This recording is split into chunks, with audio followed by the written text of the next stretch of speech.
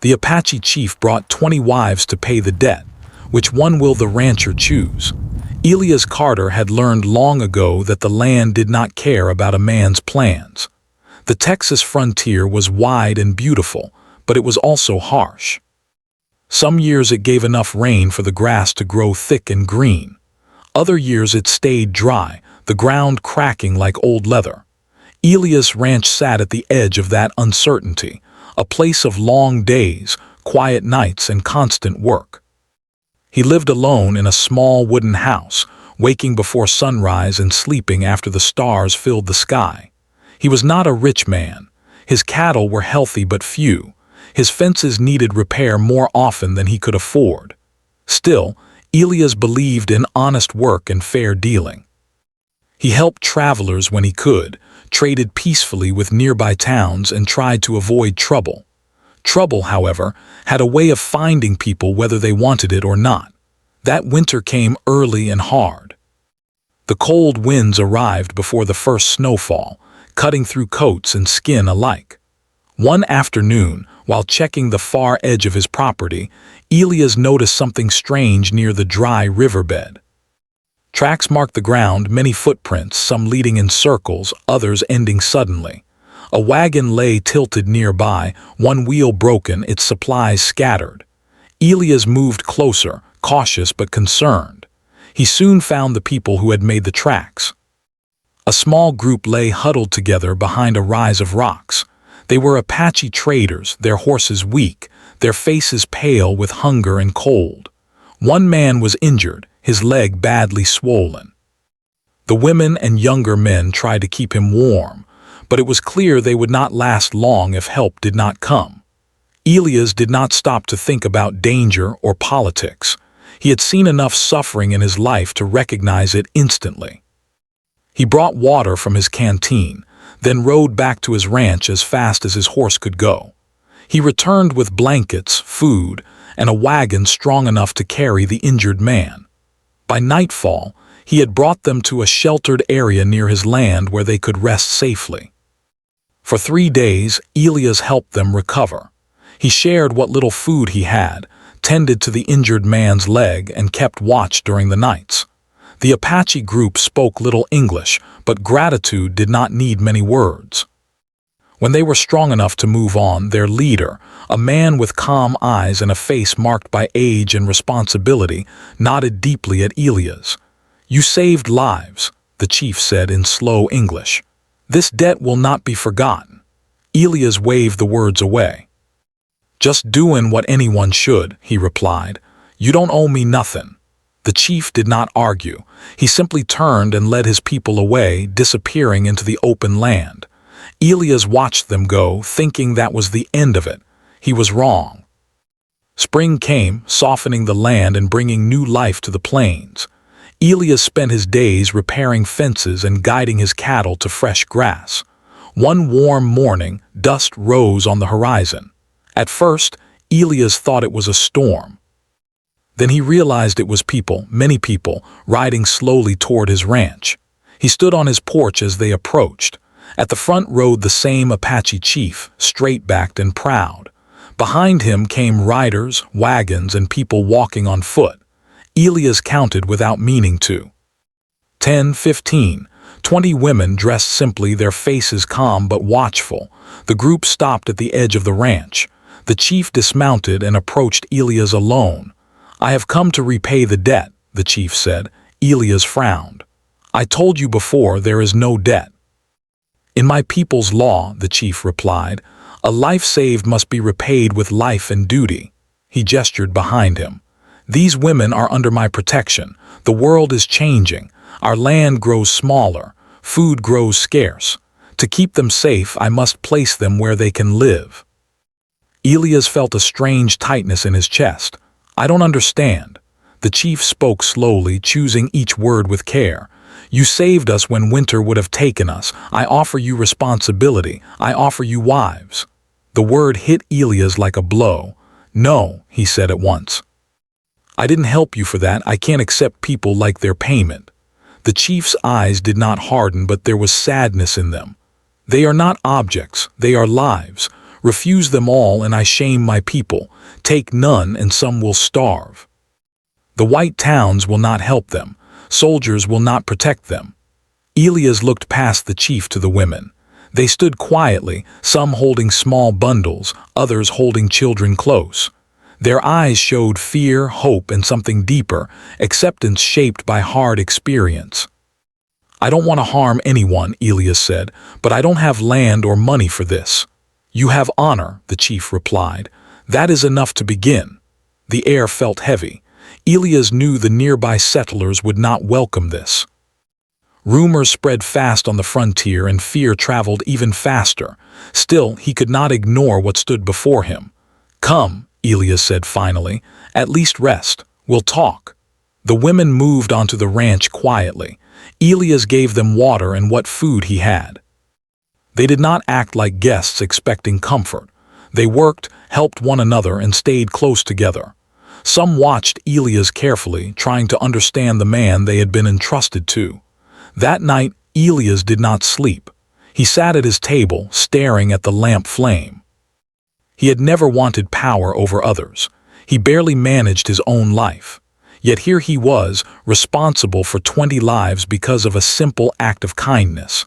As the moon rose, he realized something important. This was not about choosing, not yet. It was about survival, respect, and a debt that could not be measured in money. Outside, the land lay quiet, holding its breath. The future had arrived at Elias Carter's door, and it was far more complicated than he had ever imagined. Morning came slowly to Elias Carter's ranch, carrying with it a quiet tension that settled over the land like fog. The sun rose as it always did, warm and steady, but nothing felt ordinary anymore. Elias stepped out of his house and saw the women already awake. Some were gathering water from the well. Others were brushing dust from their clothes or speaking softly among themselves. They moved with care, as if trying not to disturb the land or the man whose ground they now stood on. Elias cleared his throat, unsure how to begin. He had never been good with crowds, and this was more than a crowd. This was 20 lives watching him, waiting to see what kind of man he truly was. I don't expect anyone to stay idle, he said at last. There's work here, real work. If you choose to help, I'll make sure you're fed and safe. A few of the women nodded. One stepped forward. She was older than most, with lines on her face that spoke of long years and heavy losses. In careful English, she said, "We know how to work. We do not want to be a burden." That word struck Elias hard. "You're not," he said firmly. "Not to me." As the day went on, Elias began to see them not as a group, but as individuals. One young woman was skilled with animals, calming the nervous horses with gentle hands. Another repaired torn cloth with quick, practiced fingers.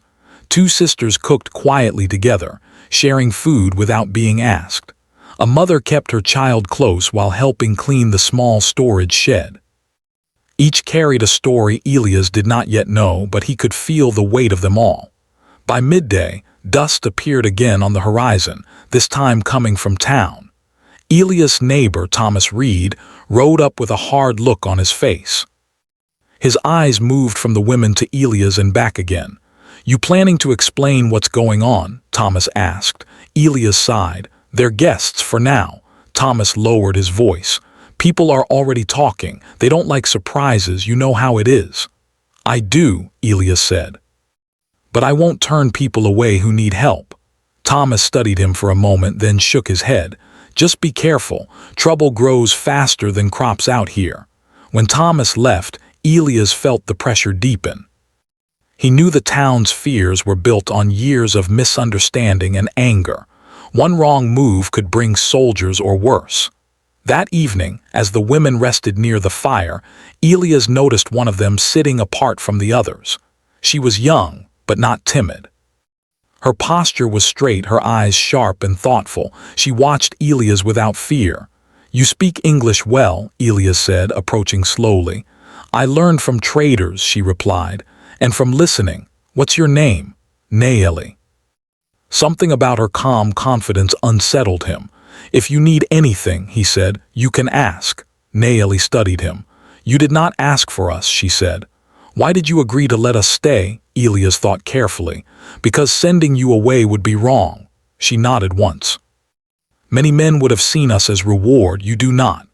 "I won't," Elias said. "I can't." That night, Naeli told him pieces of her story. Her husband had died years earlier in a raid. Her family had been scattered. Survival had taught her to observe before trusting. She spoke of the chief's burden, of how every decision cost something precious. "The women are not weak," she said quietly, "but the world is closing around us." Elias listened, realizing how little he truly understood. Over the next few days, routines formed. Work filled the hours. Silence became more comfortable. Laughter even appeared once or twice, soft and surprising. Elias made space where he could, setting up tents near the tree line and giving the women control over their own daily choices. Still, the question hung in the air, unspoken but heavy. The chief's words echoed in Elias' mind. A bond, a choice, responsibility. One afternoon, soldiers rode past the ranch without stopping. Elias watched them go, his jaw tight. Time was running short. That evening, Naeli stood beside him, looking out over the land. "You think too much," she said gently. "I'm trying not to make mistakes." She met his gaze. "Sometimes there is no path without pain, only one with meaning." As the stars appeared, Elias understood that this was no longer just about a debt from winter. It was about finding a way forward where none seemed to exist. And somewhere in the quiet strength of the woman beside him, he sensed that the hardest choices were still ahead. Days passed and the ranch slowly changed in ways Elias had never expected. The land looked the same from a distance, but up close, it felt different. There was more movement, more quiet purpose. The women had settled into a rhythm that matched the land. They rose with the sun, worked steadily, and rested when the light faded. Nothing was rushed, yet nothing was wasted. Elias watched all of this with a mix of relief and worry. Relief, because no one was suffering under his roof. Worry, because he knew this peace could break at any moment. He spent his mornings riding the fences and checking cattle, but now someone often walked alongside him. Naeli did not follow him like a shadow, nor did she avoid him. She simply appeared when work needed doing, carrying tools or offering help without waiting to be asked. One morning, as they repaired a broken fence, Elias finally spoke what had been weighing on him. "You don't have to prove anything here," he said. Naeli tied the last knot and looked up. "I am not proving," she replied. "I am living." Her words stayed with him long after the fence was fixed. As Elias learned more about the women, he realized how wrong it was to see them as a single group. One had lost her parents to illness and had been caring for younger children since she was barely grown. Another had once traded goods between camps and knew more about the land than most men Elias had met. One woman barely spoke at all but sang softly at night, a sound that carried both sadness and comfort across the camp. The town, however, did not share Elias' growing understanding. A letter arrived one afternoon, delivered by a nervous boy who would not meet Elias' eyes. The message was short and cold. The local council wanted explanations. Too many people on one ranch, too many unanswered questions. They warned him to resolve the situation before officials did it for him. Elias folded the paper slowly. He had known this moment would come. That evening, he gathered the women and spoke as clearly as he could. "People nearby are afraid," he said. "Not because of anything you've done, but because they don't understand." Naeli translated his words into her language so everyone could follow. Some women lowered their eyes, others showed quiet anger. "We have known fear all our lives," one of them said softly. "It follows us." "I don't want that fear to turn into harm," Elias said. "I will speak to the council, but I need you to know this may not end well." Later that night, Elias sat alone on his porch. The wind moved gently through the grass. He felt the weight of every choice pressing down on him. He had lived simply before. Now every decision seemed to affect many lives. Naeli joined him, sitting a short distance away. "You carry this alone," she said. "I don't know how not to," Elias replied. She was quiet for a moment. "In my people's way, leadership is not about standing above others. It is about standing where the burden is heaviest." Elias looked at her. "Is that what the chief does?" "Yes," she said, "and now so do you." The next day, Elias rode into town. Eyes followed him everywhere. Conversations stopped when he passed. At the council meeting, questions came fast and sharp. "Are they staying?" Elias answered calmly. "They are people who needed help. I gave it, that's all." "That's not all," one man said. "The law doesn't see it that way." Elias left the meeting knowing he had bought time but not safety. When he returned, he found Naeli teaching some of the younger women English words using small marks in the dirt. They laughed when someone mispronounced a word, the sound light and brief. For a moment, Elias felt something close to hope. That hope was tested days later when riders appeared again, this time not soldiers but strangers. Their questions were sharp, their interest uncomfortable. Elias stood firm, placing himself between them and the camp until they left. That night Naeli spoke to him more openly than before. "You are becoming known," she said. "That brings risk." "I won't send you away," Elias replied. She met his eyes. "I know. That is why the choice is coming closer." The word choice settled heavily between them. "I don't want to choose," Elias said honestly. "Choosing one feels like betraying the others." "In our law," Naeli said gently, "choice is not about favor. It is about balance. One path taken can protect many." Elias realized then that Naeli was not asking for anything. She was explaining a truth shaped by generations. As the moon rose, Elias understood that part of his struggle was fear, fear of being misunderstood, fear of doing harm while trying to do good. But another part was changing too. He trusted Naeli's strength, her clarity, and her steady presence. Still, the decision ahead felt larger than his heart. The land lay quiet again, but beneath that quiet, change was moving, slow and certain. Elias knew that soon, standing still would no longer be possible. The pressure did not arrive all at once. It came slowly, like heat rising before a storm. Elias felt it in the way riders passed his land more often. He felt it in the quiet looks from town when he went to trade supplies. He felt it in the way the women spoke more softly at night, as if the darkness itself was listening. One morning, a letter arrived with an official seal. Elias did not open it right away. He already knew what it would say. When he finally broke the seal, his hands were steady but his chest felt tight. The letter stated that the situation on his ranch had drawn attention from higher authorities. Too many people, no clear records, no legal standing. He was ordered to explain himself within a short time. If he failed, others would step in and decide for him.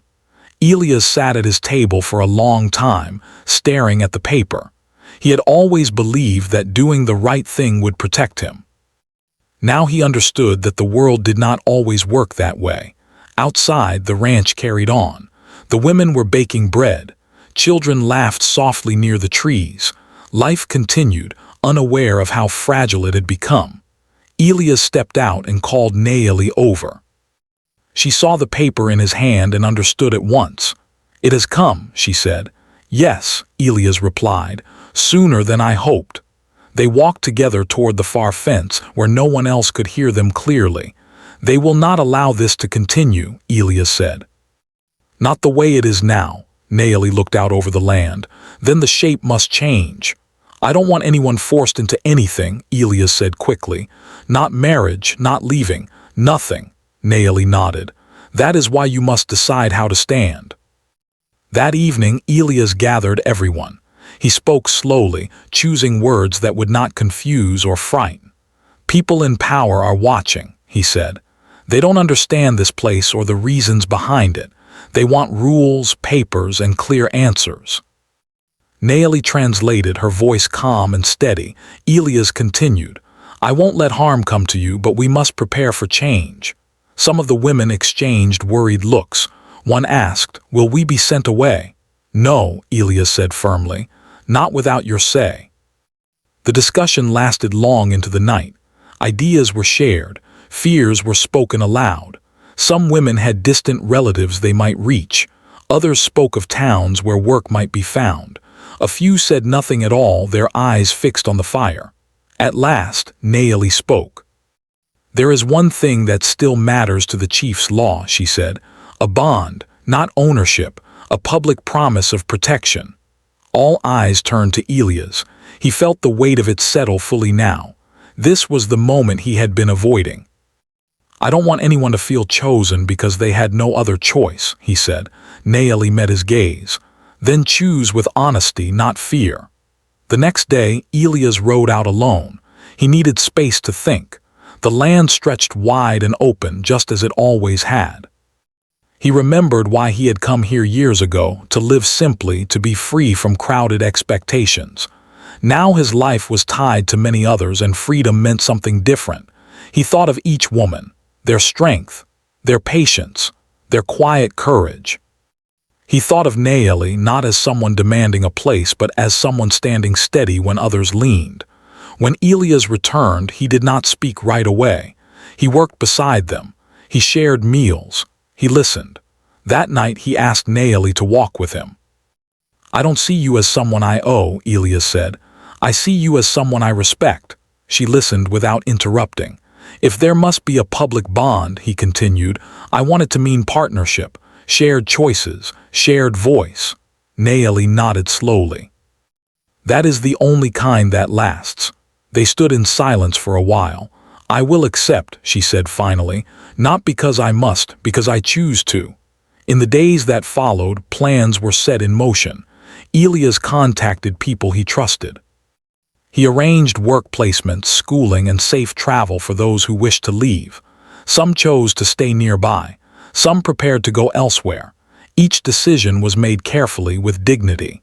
When the authorities arrived again, they found a different picture. Clear plans. Written agreements. A public bond recognized by local law. No confusion. No secrecy. It did not erase every doubt, but it softened enough resistance to allow time. As the sun set on that long day, Elias stood beside Naomi at the edge of the land. The future was still uncertain, but it no longer felt impossible. He had learned something important. Choice, when guided by respect, did not divide.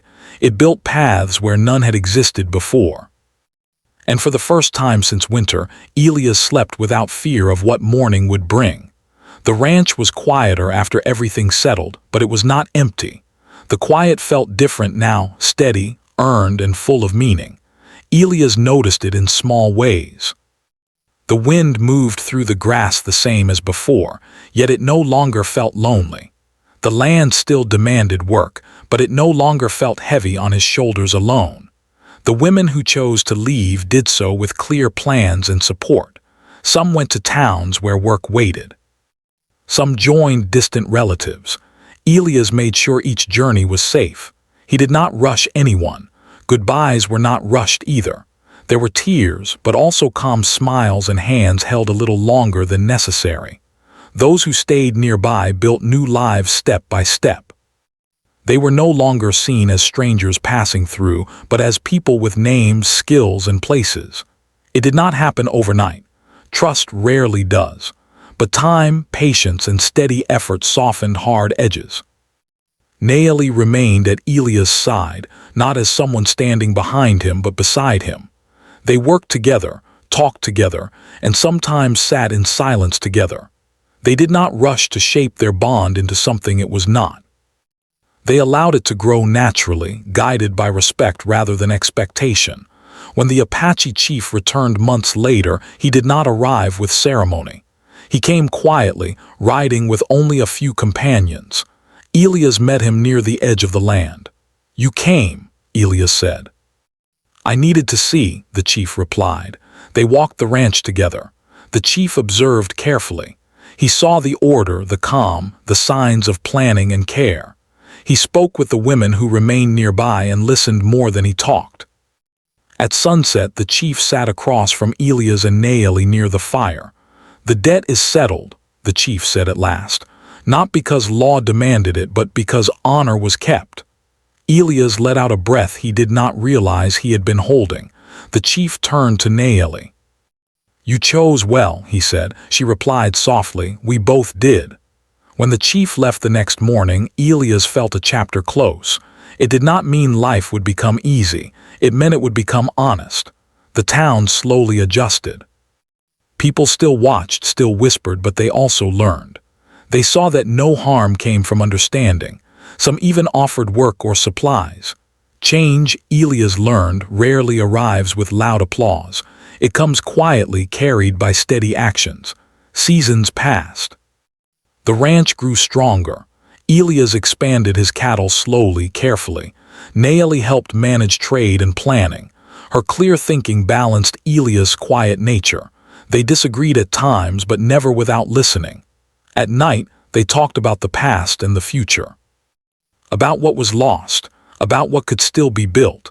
There were moments of sadness, but they were no longer alone in them. One evening, as the sky turned orange and purple, Elias stood with Naeli watching the land. "I never meant to change my life that winter," he said. She smiled gently. "Most important changes arrive uninvited." Elias nodded. "I used to think debt was something you paid and walked away from." "And now?" Naeli asked. "Now I think it's something you carry forward," he replied, "and turn into something better." The land lay quiet before them, wide and open, holding space for whatever came next. Elias knew challenges would return. The world beyond the ranch was still uncertain, but he also knew something else now. Kindness, when met with courage, could reshape more than one life.